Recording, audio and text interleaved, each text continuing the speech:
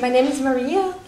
I was invited by Katarina, and I'm really thankful for this. I was invited to do this session, and I actually find it quite funny because Katarina, when she invited me, she told me that they wanted originally to invite Larry Wolff to do this session, the author of the... Yes, and then it didn't work out, and then she asked me if I could do it instead. And you know, when she asked me this, I was thinking, okay, wow, actually, you know, I'm nothing like Larry Wolff, because this is a professor who has the experience of 40 years working with the topic of Eastern Europe, but also particularly the context of Ukraine. And then I was thinking, okay, I mean, I didn't read this book, so how can I do this session and how can I do this workshop, which was actually a bit of a challenge for me, because I didn't want to do it as a presentation of the book simply, because this is not my book. But I wanted still to give you the insights to this book, because I find it a very, very important and very groundwork for the history, but also the construction of the concept of Eastern Europe. And well, about me, I live currently in Hamburg, but I was born in Ukraine, in Zhytomyr, and then I moved to Hamburg 4 years ago, where I work for the culture institution that is called Kampnagel, this Center for Performing Arts. And I'm active as a curator and an activist in Hamburg, and then also my interest actually has been this decolonial perspective, but also post-colonial theory in application to the context of Eastern Europe. That's why I think Katja invited me, because we had a collective in Hamburg since 3 years that was also actively researching the possibilities of application of post-colonial approach to the context of Eastern Europe within its complexities. The approach I came to this book, I must say that I'm not a theoretician or I'm not an academic. I mostly work with arts. So my approach to this book was the reflection on it through the artistic perspective, but also activist perspective with my own observations and also the experiences that I made, also living in Germany as a Ukrainian person, but especially in the past year with the beginning of the full scale of Russia against Ukraine. And so to start with, I would like to invite you to think about what comes to your mind when you think about Eastern and the relations between Eastern and Western Europe, like the first thing that defines this. And I prepared here some post-its, and I would like us to put them here, just one word, one association that would be kind of for you.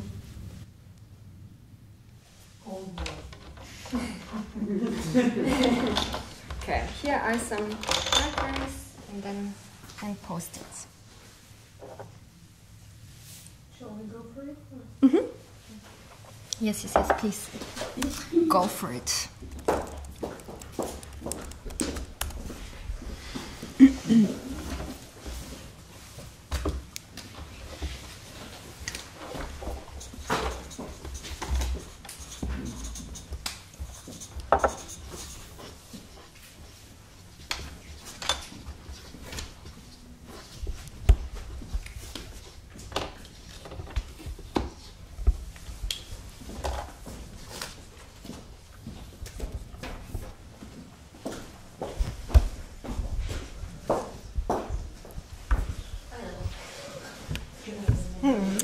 I see more people than the papers here.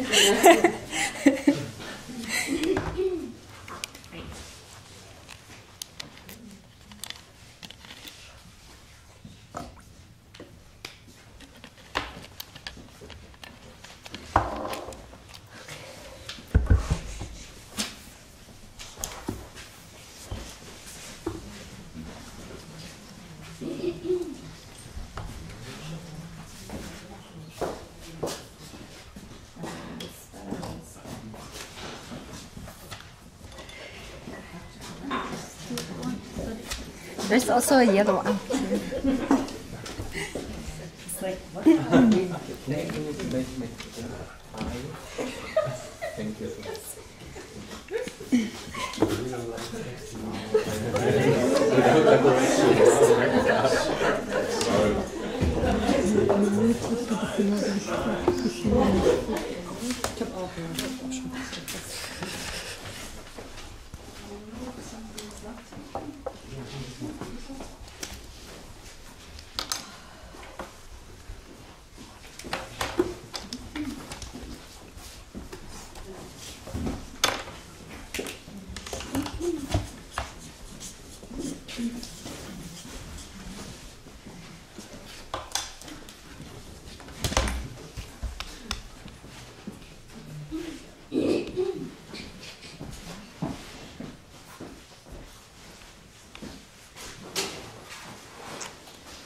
Has everyone contributed who wanted to?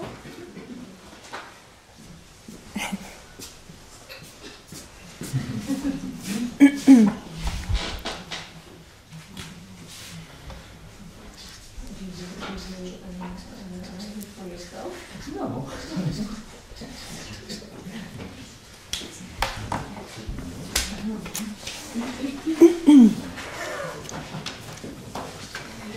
Okay. So what we got here till now, I'm going to read this out loud, and I think this will be something also for the later discussion. So the things that were written here are what is Eastern Europe, what is Western Europe, Eastern and Western put in brackets, then process of discovery, workforce, West-planning, Cold War, center with question mark, patronizing, disbalance, civilized versus less civilized, misunderstanding, post-socialist countries, different narratives, imaginary confrontation, geography, and crossroads.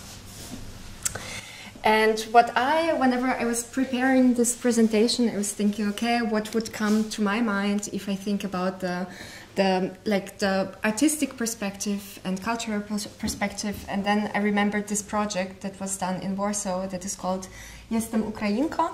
This is I'm Ukrainian, which was co-curated by the people from the Visual Culture Research Center, which is the organization, Kiev cultural organization, and then they put the posters in the city public space in Warsaw in order to draw attention to the question of the migration and also the precarious situation of female migrant workers in Poland. This is a question whether it was a good project or not. I'm not going to touch upon it, but this was something that also came up to my mind, which was the workforce, precarious workforce, whenever I was thinking about these relations. And, you know, actually, the first time I encountered this question, like about Eastern Europe, was actually when I was in the United States in 2010, and then there no one knew about Ukraine. Everyone knew about their Ukraine, which was actually a part of Russia in their, like, on their mental maps. And this was the question when I realized that people cannot put me somewhere on their, like, in their mental maps geographically. And also then when I came to Germany, then of course, like, everyone, even though we are kind of within the similar continent living and within the similar geographical space or common geographical space, yet people would not identify me as Ukrainian, but rather define me as Eastern European, which was for them already having some kind of connotation. And then, you know, I was like thinking about Eastern Europe as a construct, and then there are like different approaches to it. And then there is this map, for example, from the United Nations that defines Eastern Europe, that defines East, West, North, and South. And then we see, for example, here that such countries as Latvia, Lithuania, and Estonia, they are now a part of the Northern Europe. And then I was researching it, and then on January 9th, 2017, there was this decision of the UN to actually put reorganize the map, and then also to put these 3 countries into the map of Northern Europe. And then I was reading the news, and then I decided to go into comments there. And then it was culturally and economically speaking, we feel more in Eastern Europe than in Scandinavia. However, geographically speaking, truly we are there. You know, there was a person reflecting on it. And then it was for me, like, okay, but what does it mean to feel Eastern European? Like, what does this feeling mean?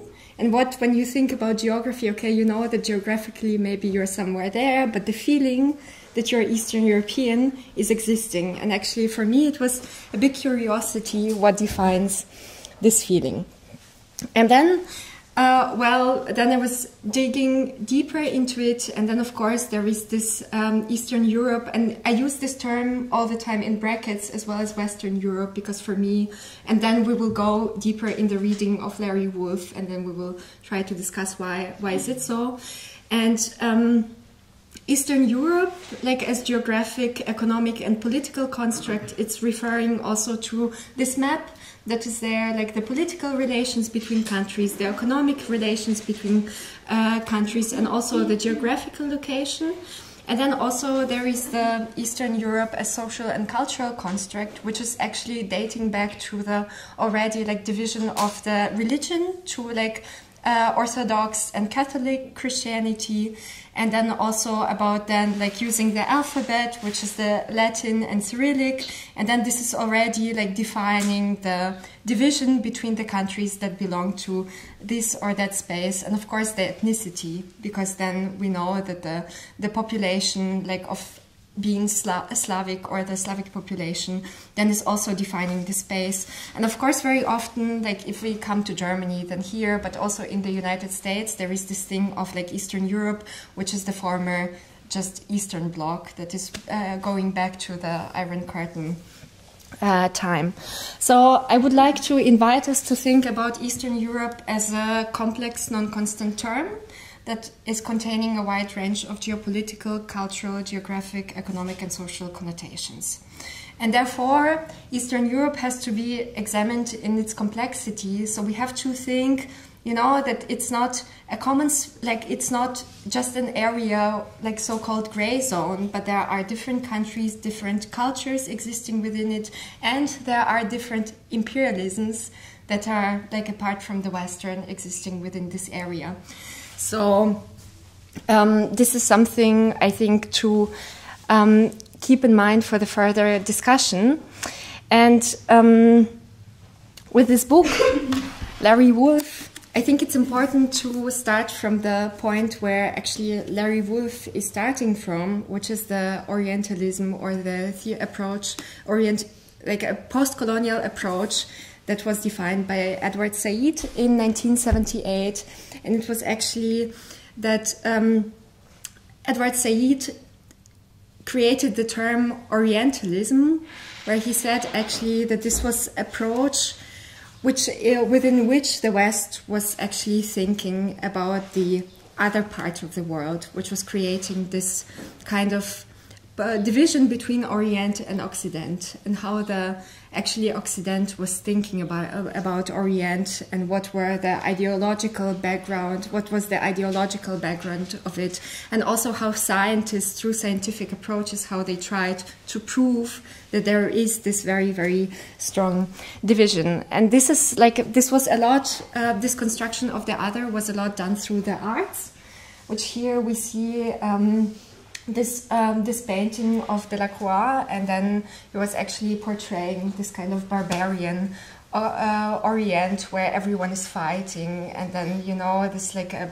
pure chaos, and then you just see that it's not like the civilized world, which was the connotation of the West, but it's rather this barbarian world where everyone is fighting and the civilization has not reached this place. So according to Edward Said, Orientalism is a style of thought based upon an ontological and epistemological distinction made between the Orient and the Occident. And actually that's where this work, or that's where Larry Wolff take his inspiration. to write about this book on Eastern Europe, Inventing Eastern Europe. He takes like the traces to Orientalism and thinks about this space that is in between the Orient and Occident. And there is also another author who is very interesting, whose name is Mariia Todorova, and then she's writing the book about the Balkans, where she's saying that this is also a very, very particular space between Western Europe, within Eastern Europe, because actually this space is even more Oriental than the other part of Eastern Europe. So in 1994, Larry Wolff writes this book that is called Inventing Eastern Europe, the map of civilization on the mind of the Enlightenment. And he actually develops in this book an argument that Eastern Europe was invented in the 18th century, in the times of Enlightenment, by the travelers who were going. Actually, there were either like real travelers, but sometimes people were just travelers in their mind, never been to the region, but writing a memoir on it, or like writing a book and inventing somehow like imagination about it. And then he says that actually or he develops this like demi-Orientalism, which means not exactly Oriental, but something like, but not exactly Western. So Larry Wolff was born in 1957. I would just like to give a short credit to the person. And then he was born in 1957 and got his education in Harvard and Stanford. And also he was a lot researching on Eastern Europe, Poland, Habsburg, and also he has been chief review editor for Harvard Ukrainian Studies magazine, and also a member of American Academy of Arts and Science.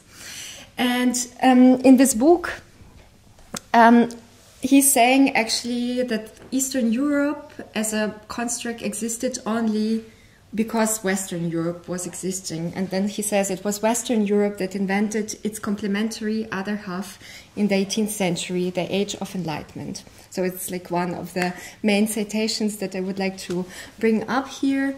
And then you know that there is like in times of Enlightenment, everything was about the like humanism, but also the rights of people, and also about the education, rational mind. And then of course everything that was kind of going outside of this imagination was defined as less civilized and barbaric.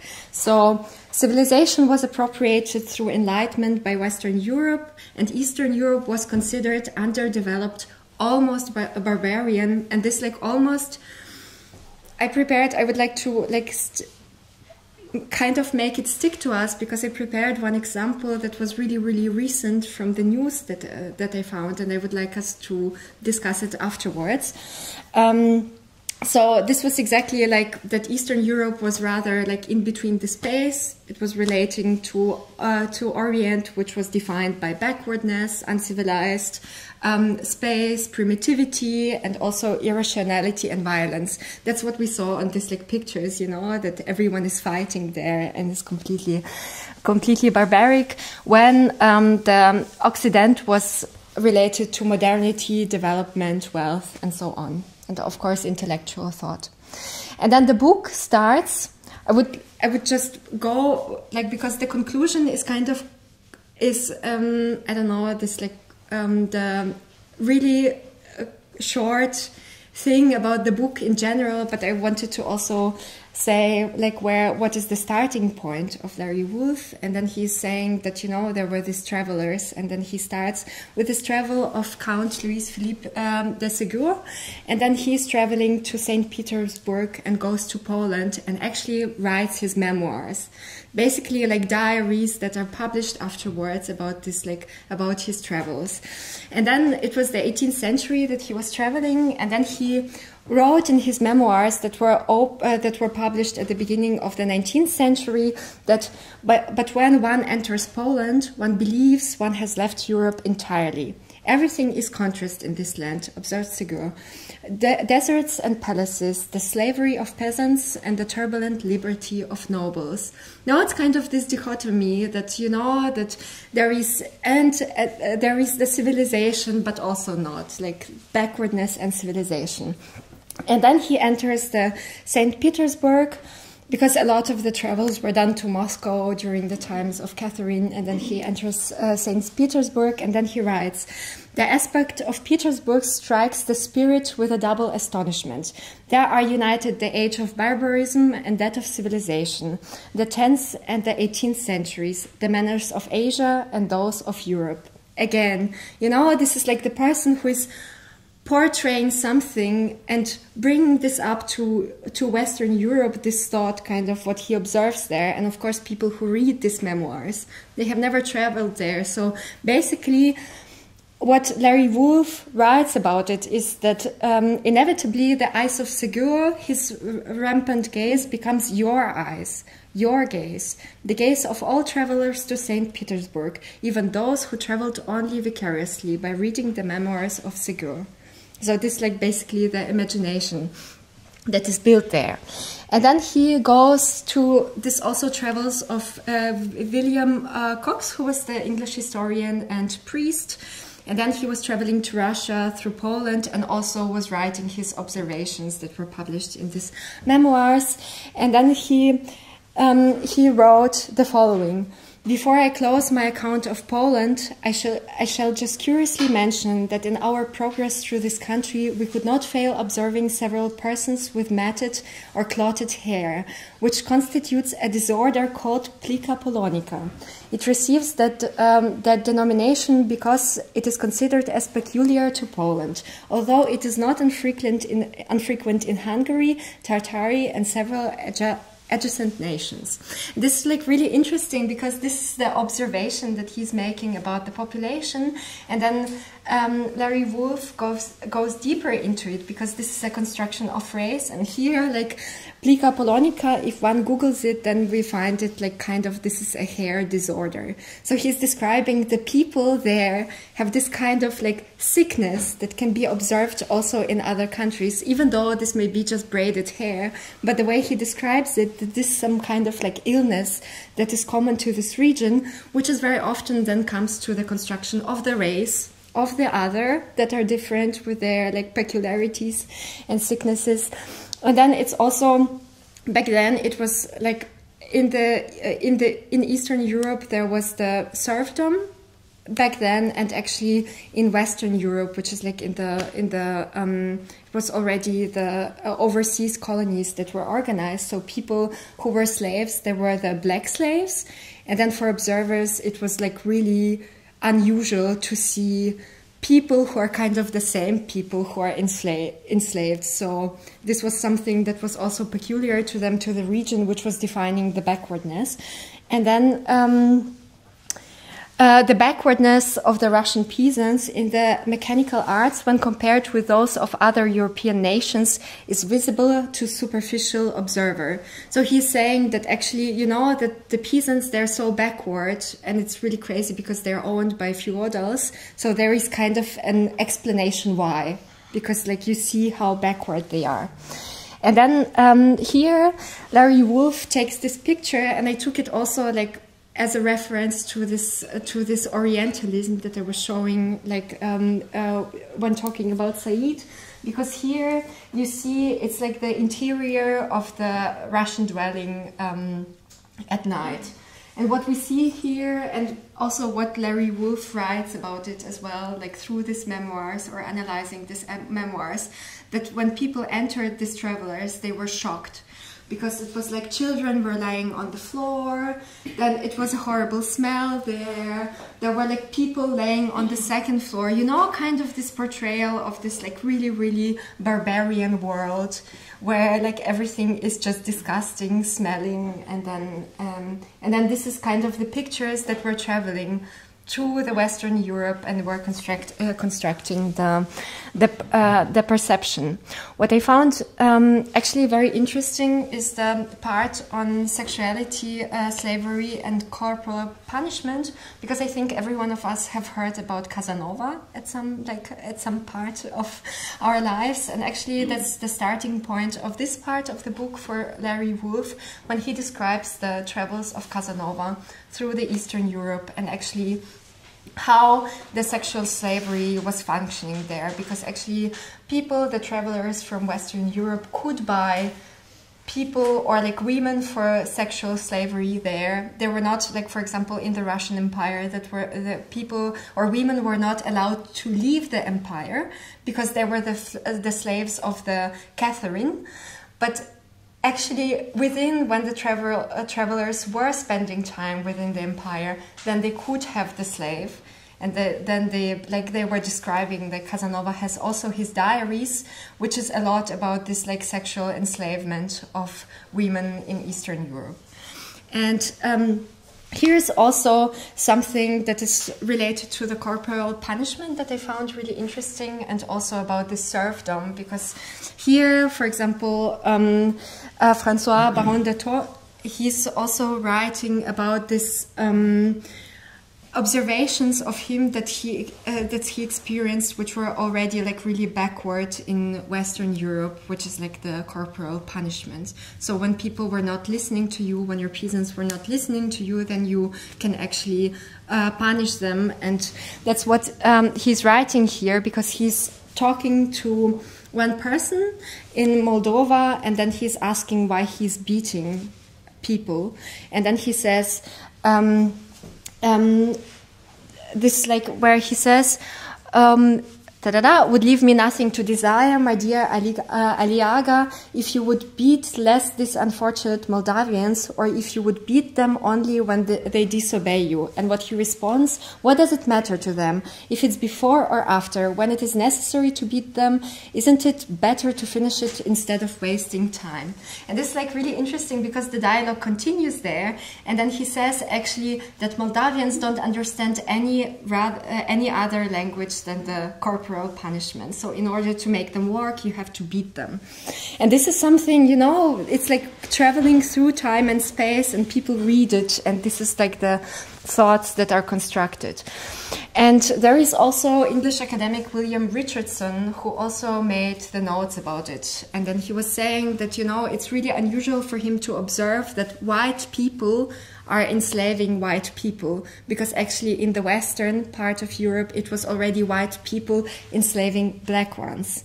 And so he writes, poor abject slaves, who are not allowed the right of men, hardly those of irrational creatures, who must toil, undergo hardship, and suffer the most grievous suffering. From the hour of their birth, they are in power of rapacious chief, who may sell, scourge, or employ them in any labor he pleases.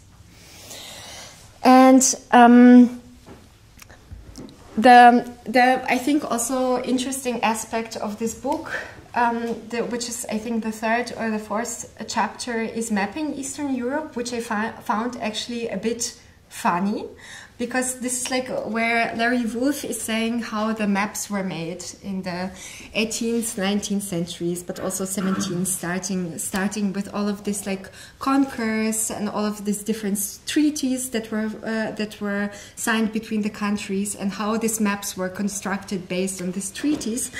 And what I find very interesting is actually how the maps were drawn. And then he says that actually the maps back then very often were not drawn by professionals, but very often they were drawn by artists. And sometimes they were drawn by people who, like, they were drawn but then colored by other people who were putting their also like creativity into the maps and like kind of their own observations. And I found it quite funny, because he says that, like, you know, people, if they were thinking that the border is somewhere else, then they were free actually to paint this border. And it was like this citation that I found quite funny was through printing, though printing could give a certain standardization to any given drawing, the coloring of printed maps in the 18th century, often done by hand, not necessarily by professional cartographers, added a casual element of artistic license to the map's most visually evident representations. On continental map, the colorist determined which lands were to be represented as independent political entities.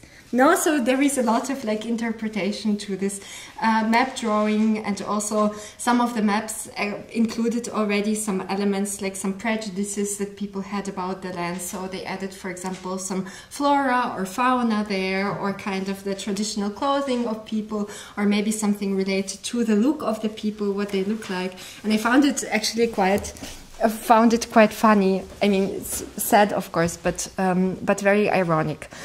And the last thing I wanted to say, which is this part of people in Eastern Europe. There are other chapters of this book, but I found this one important actually for our discussion, because now we are in Germany and we know all the history of the Second World War, and actually the construction of the race of Slavs that was happening, and actually everything that was happening during the occupation, German occupation. And then there was, like, in People in Eastern Europe, Larry Wolff already traces the construct of the race, or actually how these travelers, but also anthropologists and historians, they were constructing already the race of the people living in Eastern Europe. And here there is a citation of the philosopher Johann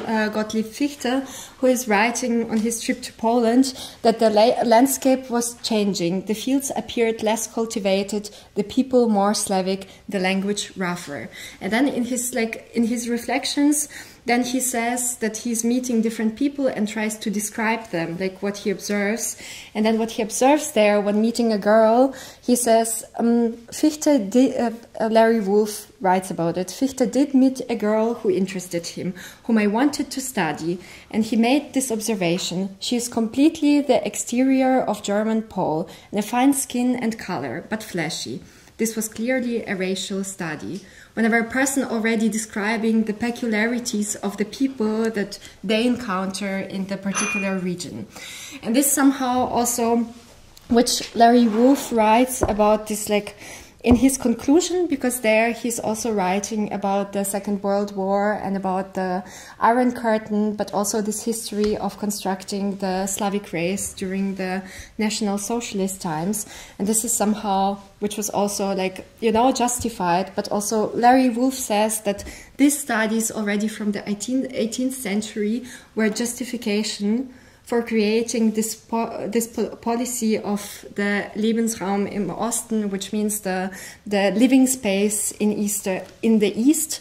And also justification for this was the Slavs being like non-Aryan race, and therefore they were to be exploited, exterminated, and deported. And I think this is a very, very important point in this book, because then we know that actually this is a continuity that at some point is not completely over, because the current relations of, like, this, what we also see here, like this balance, civilized versus less civilized and stuff like this, they're also, like, having traces to this history.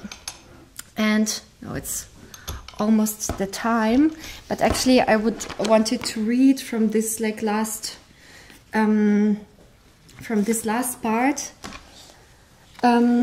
which was the from the conclusion that you were also reading, where the history of the Second World War and the justification for invading the East is important.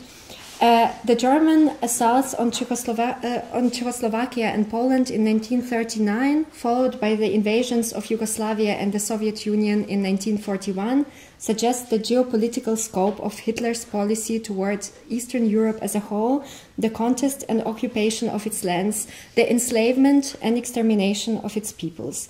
These aims were not only strategic and economic, but also furiously ideological, and at the same time peculiarly academic in the mobilization of Germany's professional resources to address and endorse issues of policy in Eastern Europe. And then he writes, the German people, after the outbreak of the war, when he was commissioned to prepare a booklet for the SS on the destiny of Poland and Eastern Europe, he summed up the historical issues thus. The German people were the only bearers of civilization in the East, and as the main power in Europe, defended Western civilization and brought it to the uncivilized nations, meaning East. Such prize invocation of civilization on behalf of Nazi policy in Eastern Europe may appear altogether grotesque, but the formulas that Breckmann employed were well established within a long tradition of pronouncements about Eastern Europe. That's where he says actually that this is already from the 18th century where these constructs were. And I prepared two cases for our discussion. One, I don't know if you have seen this reportage that was actually quite popular, I think, in Germany. You have a question? I have a question. Were people in the lower classes enslaved in the region of Russia or Poland? Because I didn't know. Yeah, it was like during the feudalism times. It was the peasants who were enslaved, which is like here also serfdom is a type of slavery, which was not like really the, I mean, like when we speak about it in Western Europe, then everyone's like, no, slavery only existed within this like black enslavement. But actually, if we look up at the serfdom, it's the type of slavery that was existing in Eastern and Western Europe, but in Eastern Europe longer than here. Okay. Yes, so I would like us to invite to watch this part of the news and maybe to reflect on it from this perspective of the book and the terms that we hear here. Now with the Russians marching in, it's changed the calculus entirely. Tens of thousands of people have tried to flee the city. There will be many more. People are hiding out in bomb shelters. But this isn't a place, with all due respect, you know, like Iraq or Afghanistan, that has seen conflict raging for decades. You know, this is a relatively civilized, relatively European, I have to choose those words carefully too, city where you wouldn't expect that or hope that it's going to happen. So it's partly human nature, but they are not in denial. Yeah. Funny, non-funny, tragic, I would say. Yes. He's still working. Yes, he's still. We have been fighting the same enemy. That's so interesting how people who do not dig into history, like I do not dig into history, but I'm not judging anything and not commenting such events publicly. And I was just always curious, sorry I got emotional, how people, without reading these books, without investigating the issue, try to comment and give their expert point of view. Mm-hmm. Yeah. Yeah, but what the terms that are also related and very, very well reflected in this book, what can you see here? Like in this, also now it was just made this reportage at the end of February. So I think there is like really clear continuity of the imagining the space. Yeah. Mm-hmm. Those are like extracts from the book, from those travels from 18th century. Somebody came to Ukraine, Mm-hmm. which is civilized or not civilized. Yeah. Yeah, and also the division, like you have Iraq and Afghanistan who's like not civilized, you know, and then you have Ukraine who's also not as civilized as Europe, but more civilized and European than Iraq and Afghanistan. So like there's like this huge division, and it's also like bringing negative like images about also like Syria and Afghanistan too, you know, because there's like a hierarchy, like Europe, Eastern Europe, Afghanistan. Mm-hmm. I think it also brings some sort of like joining together the well-being and of a place and then being civilized. Mm-hmm. I mean, the better off people are in a place, the easier it is to call them civilized, because they're just better off. Yeah. So it joins the status and the level. Yeah. Yeah, I think it's like a very, very interesting point, because I think this like very often, like, you know, being put on the people like this civilized or uncivilized is actually all problems are because you are uncivilized. And we are like better off because we are civilized. You know, I think it's like interrelating, or this like terms, they hang really, really closely together. And also, like this comparison to wars, comparison of the war in Ukraine to wars in Iraq and Afghanistan is hurtful for Ukrainian people, because it completely distorts the understanding of what is actually going on, and what are the reasons of the war, and how long, for how long also the Russian aggression was and Soviet occupation was imposed in Ukraine. So no, it kind of is ignored in this case when people and journalists frame this like that. So this is like, yeah, like all of the wars put in the same like a pot, basically. There are no differences.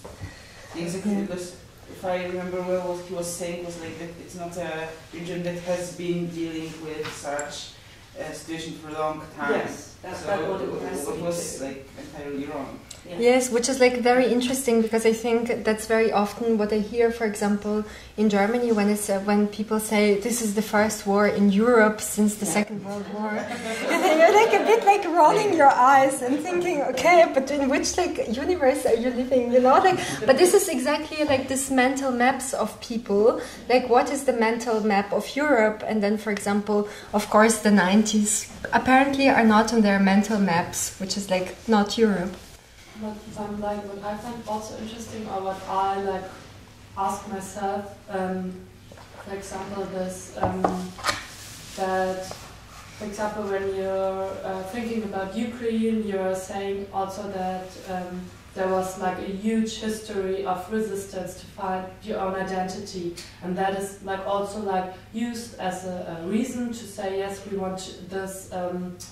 We want to be seen as a subject. We had a huge like history of like fighting and searching our own identity. But I ask myself, is it not also like okay to say now we want, like, not that I want to deny the historical like quest, but I think like, does it have to be justified in the history, or is it not also like totally okay when you say now we want to be independent, like this historical reason, and also searching for historical narrative, like, is it like, for me sometimes I think then you say you have to be like searching for independence 200 years and then it's okay to be like a subject, but is it not also okay to say yes, maybe now or 30 years ago or something like this, not comparing it to Ukraine, but it's also like totally okay to feel like a subject and want to be independent. Yeah. Does it always have to be rooted in a long historical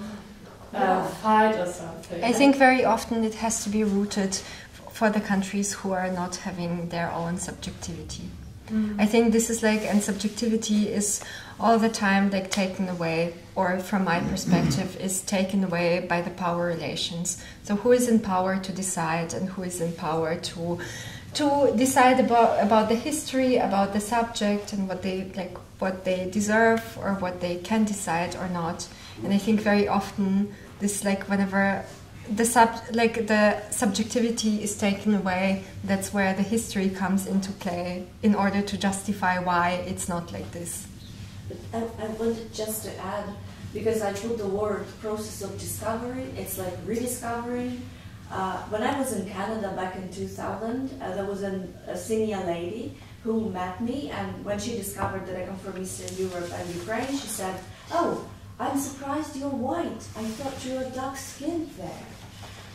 That was, you know, the association map of a lady who thought that we were living together with bears. We didn't have TV or cable. We were dark skinned. I mean, and possibly, I don't know what other myths she had.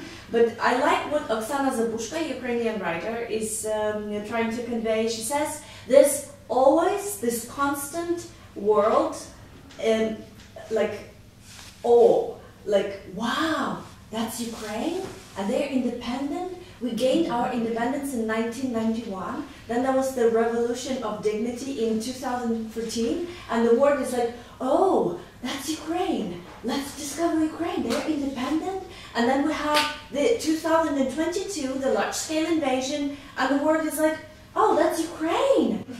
Come on. There is Ukraine. It's not the Ukraine. It's Ukraine, like a separate country with a history, language, you know, sovereignty, and that's why we're wearing these bracelets. We're like, we are Ukraine. And what interests me is like, can you finally discover Ukraine? Like forever discover? You know, not the never-ending process of rediscovery. Oh, yeah, like let's just discover and fix it. Like Kata said, 300 years. Ukraine is losing and gaining, fighting, protecting, screaming, shouting, we are here, and maybe finally the world hears. It's like, when does that... And you know, another point was, people were expecting us not to be civilized. When people started fleeing Kyiv, people were expecting that people would be fighting each other, forming crowds, traffic jams. It's like, you know, pulling each other by the hair. But the society, the Ukrainian society, showed itself as a very organized, structured organism. And the world again is like, oh, so they're not barbarians, they're like civilized? Which is a very difficult discussion as well. Sorry, it's a very difficult discussion about this, like Ukrainians crossing border, and also media describing them. People, yeah, I know, but like speaking generally, Ukraine as a subject, Ukraine as an agent, as an independent country, like how many of these, oh, Ukraine? Okay, you wanted to say something and then you. I just wasn't sure if the kind of answer you gave to this question was kind of like I felt like there should be something a little bit more sad at that point. But yeah, you can reflect on it, please. Because the question was really, I think I found it very general, and like how and why this historical background is necessary for an independence. Mm-hmm. Like, because theoretically it seems it is not, but practically each group which wants to gain sovereignty or independence actually uses this narrative, or it seems it is necessary. Yeah, I think so. And my answer was rather, you know, that it's a lot about the subjectivity of people. And this gaining subjectivity has to be backed up by some narrative, because I mean from this all discussions about Ukraine, and I also have for other workshops I prepared this open letters of German intellectuals to the government of please no providing weapons to Ukraine and stuff like this, you know, completely disregarding also subjectivity. And that's what I meant by this, you know, that of course it's necessary, this historical background, because it's used for the to gain the subjectivity in some way in the world where the subjectivity is taken away. And that's how I meant it. I don't know if it's clear. Okay, here and then here, please. I don't know, I think it's sort of an off-topic. I wanted to refer a bit to what Sava was saying, and this, in a way, this is, as you also said, quite a difficult discussion on the, that people has found out what you said, that the Ukrainians are actually well organized, etc. But this is quite a problematic, from the Polish point of view.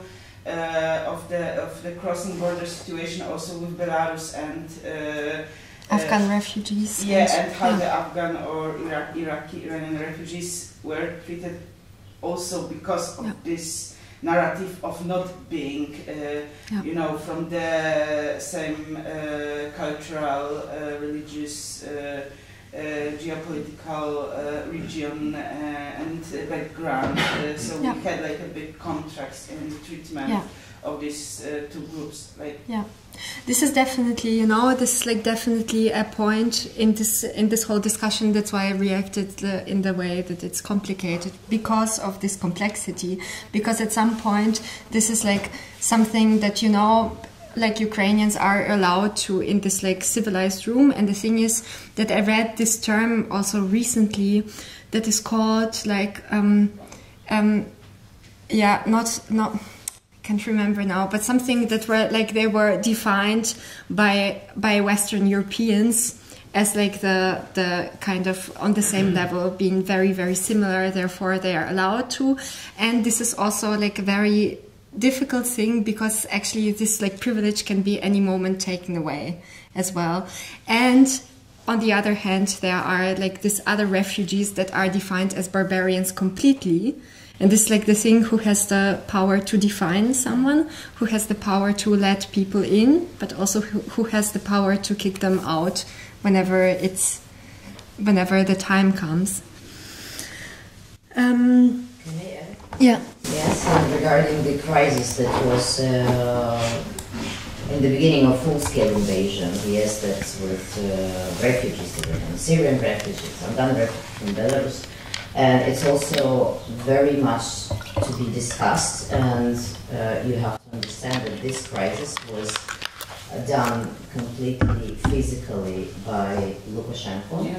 And regarding this huge situation in Belarusian border, right now we know that our intelligence service, and not our, also US intelligence service, show the evidences that through this crisis of Syrians, there were enormous amount of how we call it, Deverge groups, yes, special forces, special groups were inflated through Belarus, through Poland to Ukraine. So it's also, you need to understand that, of course, we're right now speaking about a completely different issue of that, but this crisis in Belarus was specially created as distract the Polish border and infiltrate enormous amount of this special forces, special group inside of Ukraine. Yeah, but this, of course, this we know, and...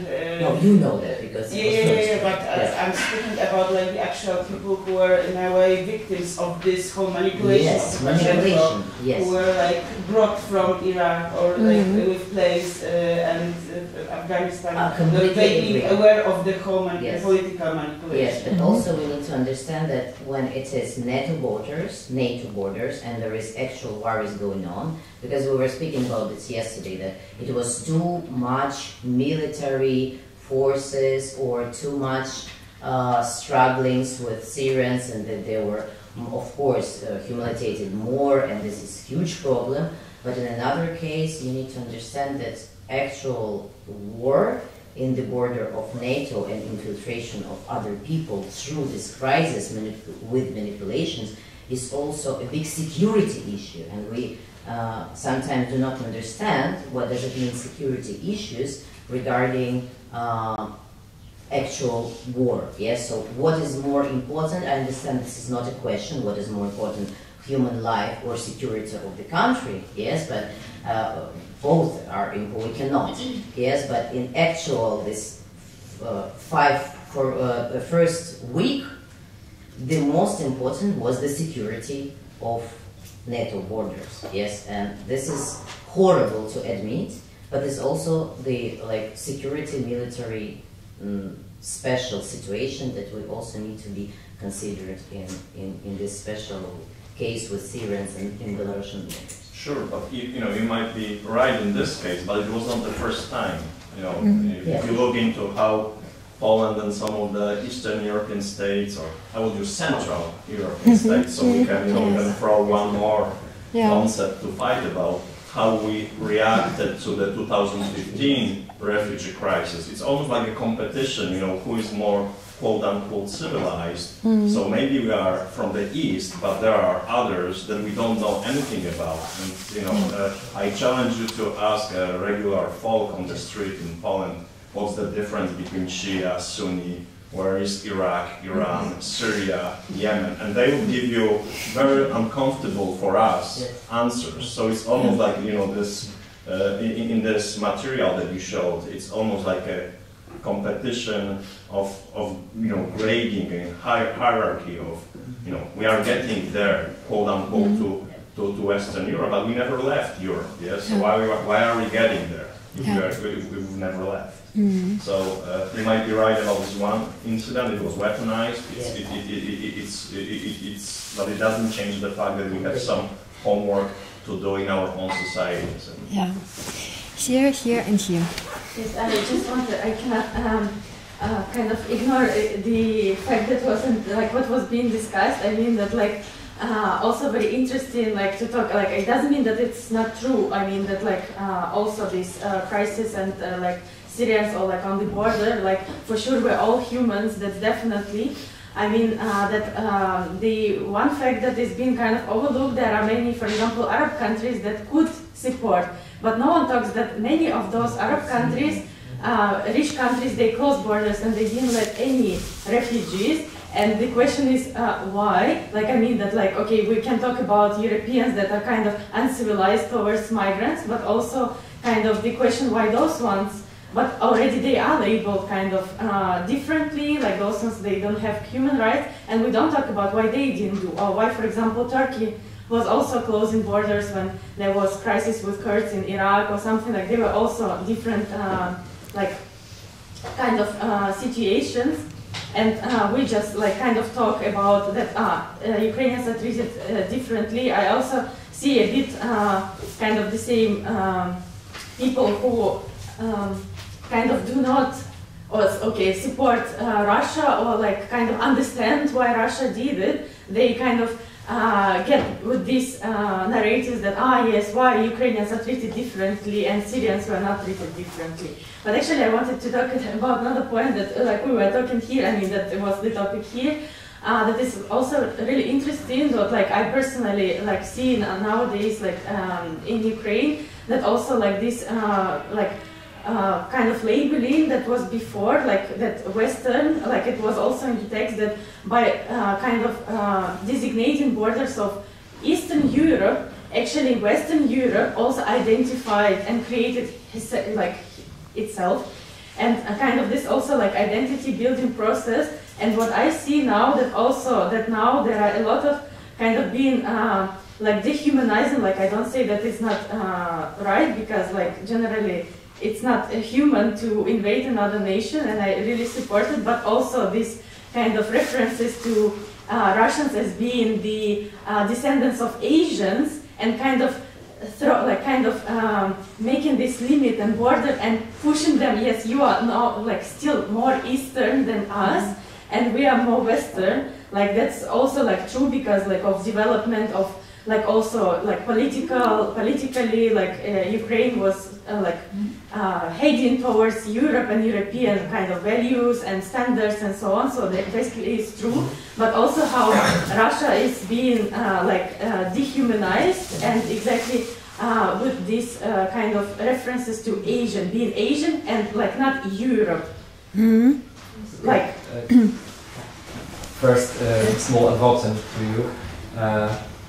It's actually not only us who are pushing them towards being Asian, but in Russian historiography there is, for example, Gumilov and his theory of ethnogenesis, when he stated that Russia in fact is a different ethnogenesis than Europe, and they are Asians in most part, and they are admitting it, and they actually usually don't feel like Europeans. You know what I mean? I'm not denying what you said. Because exactly like that's what I was pointing, because there is this information, like I mean that is mixing a bit with the like people still exaggerating, like this kind of travelers that I just want to see something and create. But yes, like that even this Ivan, the terrible, that even the like appearance that is not a kind of European or like East European as we now call it. So yes, like I would agree that yes, there is the truth on that, but also I don't know if it's true, but the Russians, some Russians think that it's true, that they consider themselves. Can I also add something? But it's like this ethnographic building. Sometimes it's also questionable how it's done. It is, you know. Of course, I just use it as a reference to our perspective. Yeah. I wanted to add something to your previous statement about slavery. It's like a notion for me, because you mentioned that in fact peasants in, if I understood you correctly. Peasants in, for example, Poland, Lithuania, were in fact slaves. And there is actually a vivid discussion in Polish historiography right now, and it's not so simple. And a lot of researchers think, as well, that it's not correct wording, because it can be very misleading, and it's actually using Western terminology to our much more complex situation. You know, of course, peasants were abused, and I'm not denying it. I'm just stating that maybe it's not the correct wording, and there is a vivid discussion right now. I just wanted to. And which wording is suggested now in these discussions? I think I'm not sure about English wording because it's I'm more into the Polish historical discussion, but it's like feudalism and the 18th century Poland, and the system was based on feudalism. So it's not about owning a peasant, it's about some kind of exchange of that's it. So there was abuse, but it's not like the equivalent on being a slave. Yeah, that's really interesting. That's really interesting. Just wait, I need to check with Katja. Katja, we should finish right now. I would say that 5 minutes we can okay. come to some conclusion. Yes. Yeah, okay, then I will comment on this. Then you had a comment, then you also had a comment, and then round up. It has something to do with, like, in the political speeches, also maybe from Zelensky, that he always, not always, but if he wants, like, to address to the Western countries to support Ukraine, he also used the terms of civilized world. And it's really interesting because, I mean, for me it's also problematic because it is also used like the terms we are civilized, we are more Europe, we need the help, and I think, it's like in this way, it's just the other way to be like in the, that you have owned it to get support because you're civilized, and it's like... Yeah, definitely.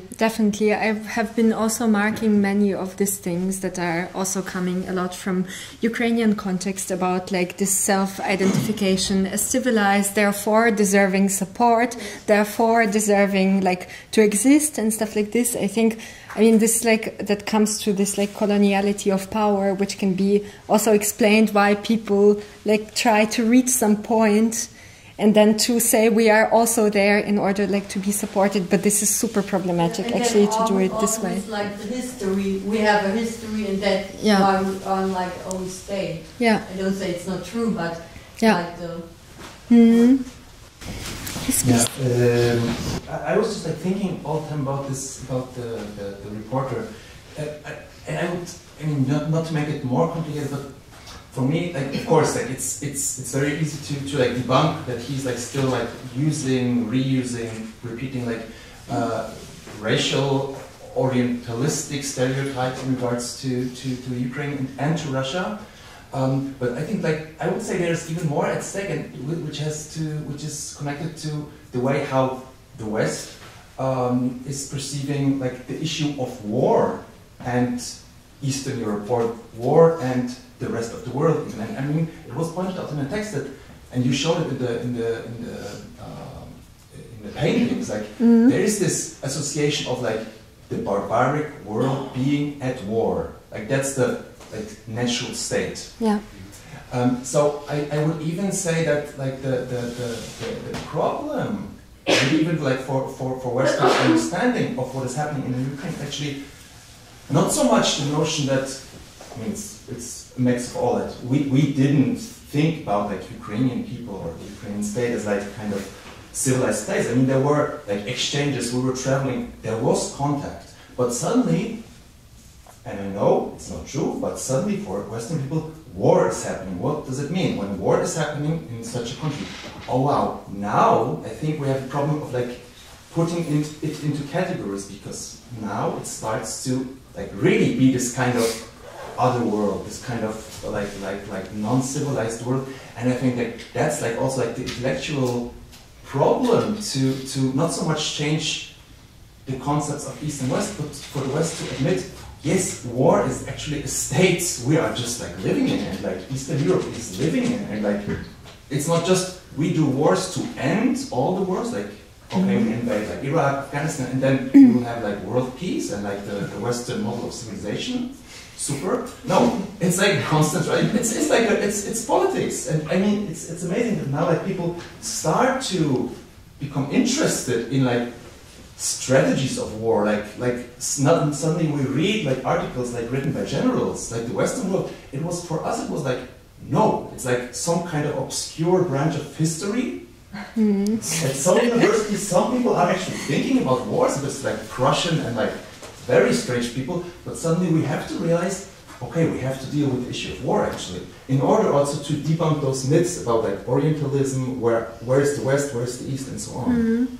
Yeah, I think it's a very, very important comment, and this was something that I also like first, whenever I saw this like reportage, this like wording that is used, but also this imagination of the world, you know, which is like also completely wrong to imagine that the war is possible only somewhere else and not here. And I think, yes, so I think it's time for us to round up, and I'm really happy actually, because I think you will also be able to continue the discussion together with Katharina, and I'm really happy and thankful for you for this really engaging and cool discussion, and yes, looking forward to the next session.